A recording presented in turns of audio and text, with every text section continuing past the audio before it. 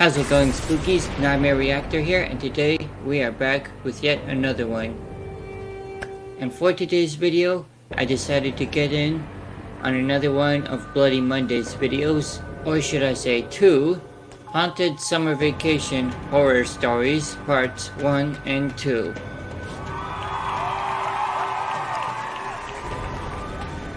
Since we haven't gotten in on a lot of horror lately, I thought I'd circle back to Bloody Monday before getting in on episode 6 of the Amazing Digital Circus, which I'm very much looking forward to once I'm ready. But until then, we're just gonna focus on Bloody Monday here. Anyway, without further ado, how about we hop straight into the video. Bloody Monday. Haunted summer vacation. Summer holidays have a joy of their own. Schools are closed and kids get full time to enjoy and have fun. This story is also about one such summer vacation. It was the year 1998. 16-year-old Emily and her 13-year-old brother Jake were very excited for their summer vacation because after nearly 10 years, they were finally going to visit their grandparents. Their grandma and grandpa lived in a small village near the American Hill Station, in an old farmhouse surrounded by fields where the lights often went out. But Emily and Jake were happy. This was the first time they were traveling without their parents. After a long journey, their train finally stopped at the American Hill Station. Only the two of them got off. As soon as they stepped down, they saw their grandparents and ran toward them with their bags. Their grandparents looked the same as they remembered, just a little weaker now. The sun was very hot, but strangely their grandparents were still wearing shawls. Their eyes looked a little empty. Their smiles were there, but they seemed fake. What? Emily and Jake didn't notice this. They were too happy to meet them again. During the car ride, both kids kept telling stories of their train trip. Their grandparents didn't say much, only nodded and kept looking at them through the rearview mirror. After about an hour's drive, they reached the farmhouse. It was big but very old.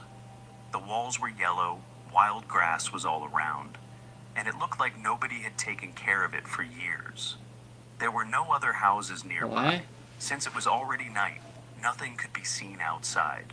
On the veranda, there was an old rocking chair, moving slowly, even though there was no wind. Jake joked that horror movies are shot in such houses, and both laughed. Inside, everything was old, black and white photos, wooden furniture, and a strange bad smell, like something was rotting. When the kids made faces, Grandma smiled and said it was just cow dung from the fields. Then she went to the kitchen, while Grandpa showed them their room and told them to come for dinner. The room was big, but from the window they could only see darkness and tall grass. Soon Grandma called them for dinner. Everyone sat at the table. Their grandparents sat too, but didn't eat anything. They just kept saying how happy they were that the kids had come. Why aren't they Jake eating? found it strange at first, but then thought maybe their grandparents had just missed them a lot. After dinner, the children went to their room. A little later, Grandpa came in, wished them good night, turned off the light, and said, "At night, there are many animal sounds here. Don't be scared, and don't go out of the room." Saying this, he left. The kids soon fell asleep. The next 2 days passed normally. Every morning, their grandparents came to wake them. Emily spent most of her time sketching by a window, which only showed rows of trees that all looked the same. Jake would roam around the farmhouse or sit on an old swing at the back, listening to songs on his Walkman. Every afternoon, their grandparents left, saying they were going to work in the fields and only returned at night. There was a landline phone in the house, but it was broken, so the kids couldn't even call their parents. Small things kept feeling odd. Their grandparents never ate food with them. Every time they made excuses, just sitting at the table and smiling.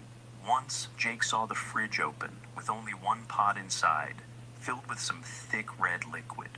When he asked about it, Grandma only said it was an old family recipe, and then laughed loudly for no reason. Tomato soup? In fact, she often laughed strangely while Grandpa sat for hours in one place, staring.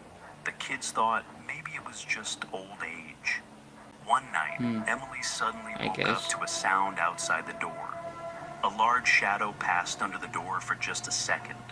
Forgetting her grandpa's warning, she tiptoed toward the door and slowly opened it. The bad smell was now even stronger. She could hear something moving in the dark, but it didn't sound like an animal.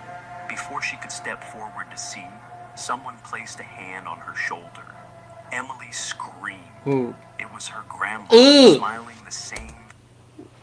Why does she have such a demonic smile? And why is her skin blue?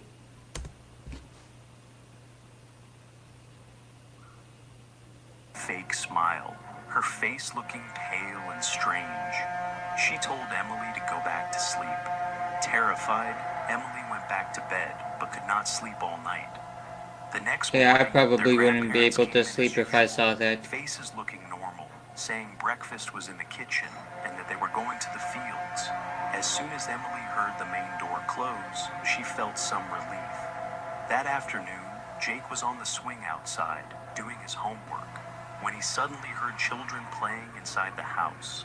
He looked through the back window and saw the shadow of a little boy. Jake thought maybe some guests had come, but when he went inside, only Emily was there.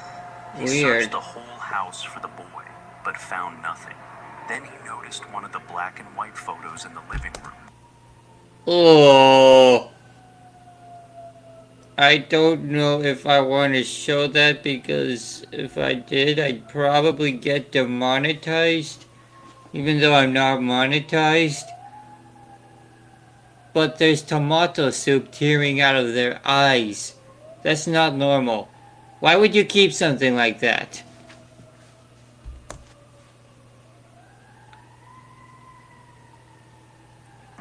In the middle was a big photo of their grandparents. Blood was dripping from their eyes. Shocked, Jake quickly called Emily and showed her.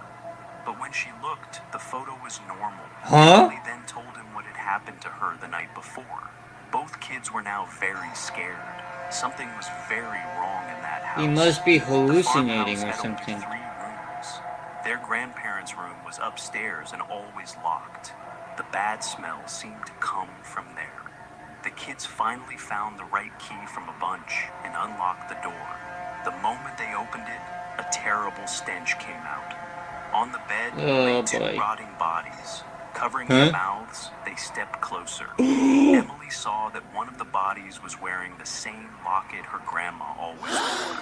It's their grandparents! These were the dead bodies of their real grandparents.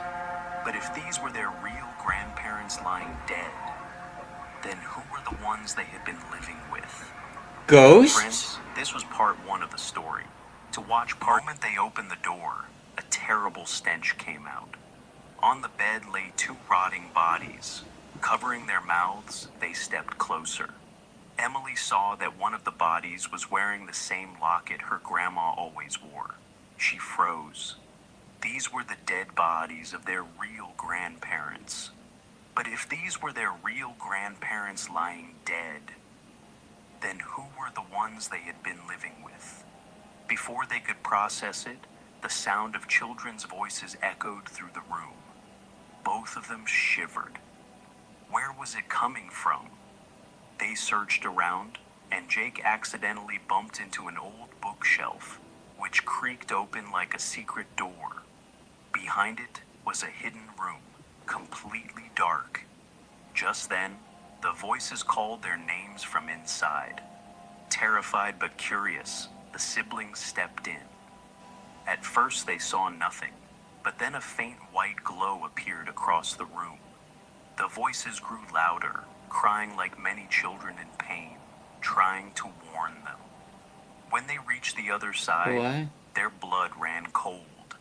In the center was a pile of skulls. Beside it was a ritual fire pit with strange objects, and the walls were covered in disturbing I started to assume that these were the grandparents' ghosts, but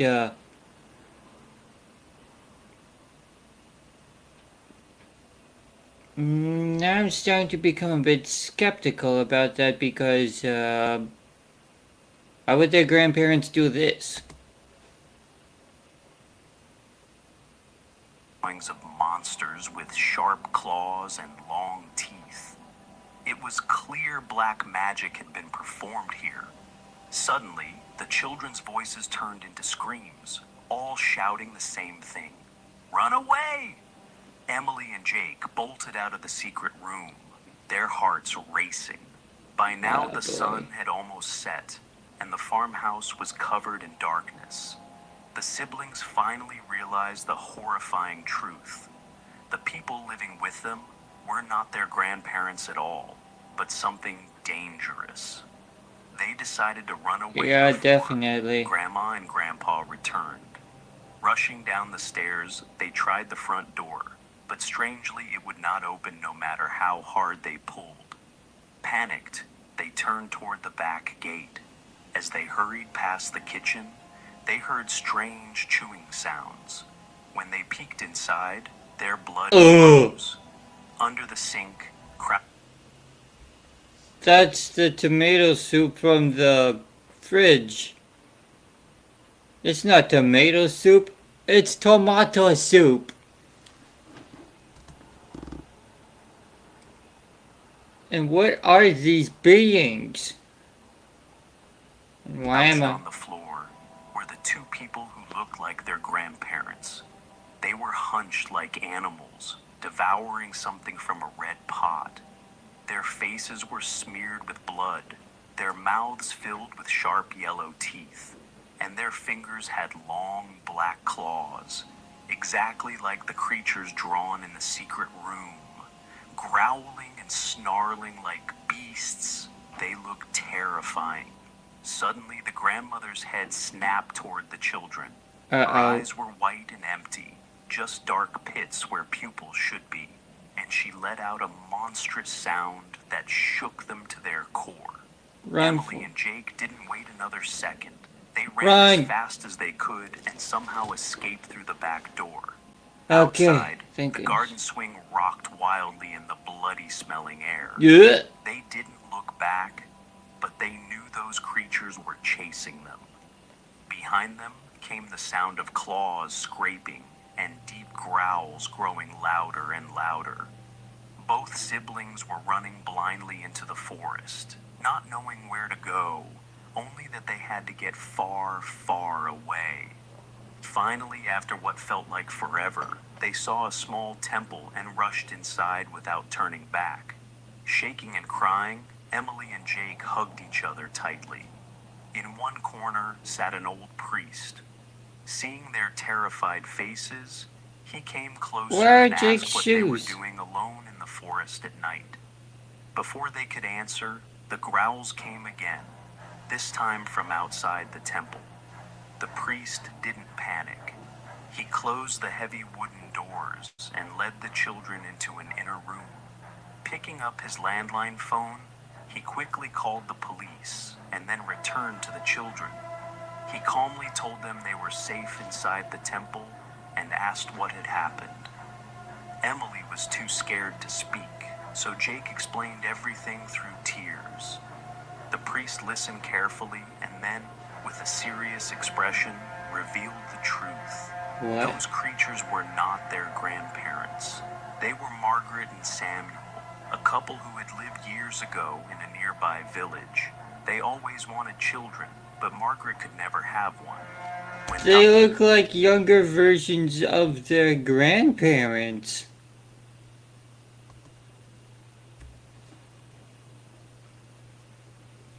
How? doctors couldn't help, they turned to black magic. The villagers last saw them performing strange rituals in this very forest, and after that, they disappeared. Years later, they returned in a horrifying new form, neither fully human, nor animal, nor alive, nor dead. They had the power to take on the appearance of anyone, but what they loved most were children.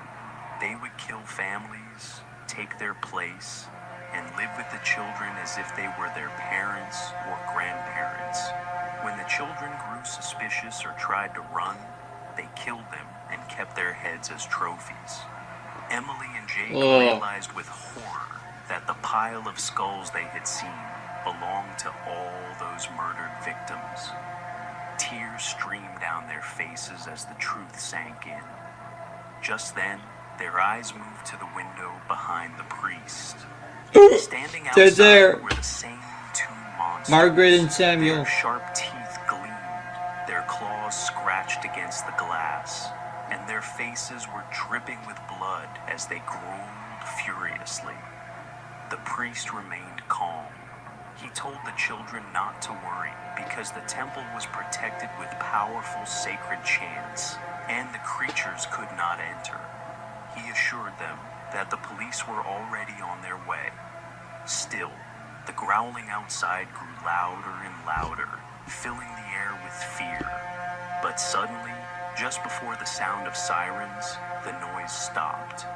When the police finally arrived, the monsters were gone, having retreated back into the dark forest. The officers took Emily and Jake back to the farmhouse, where they discovered several dead bodies and piles of bones. The children were sent immediately to the hospital, and their parents were called. Though doctors said they were not physically hurt, the trauma of what they had gone through left them deeply shaken. That night, Emily and Jake narrowly escaped the clutches of those half-dead creatures. But the horror was far from over, for who could know where Margaret and Samuel had gone next? Perhaps they had already taken on a new disguise, entered another family's home, and started living with innocent children who believed they were safe.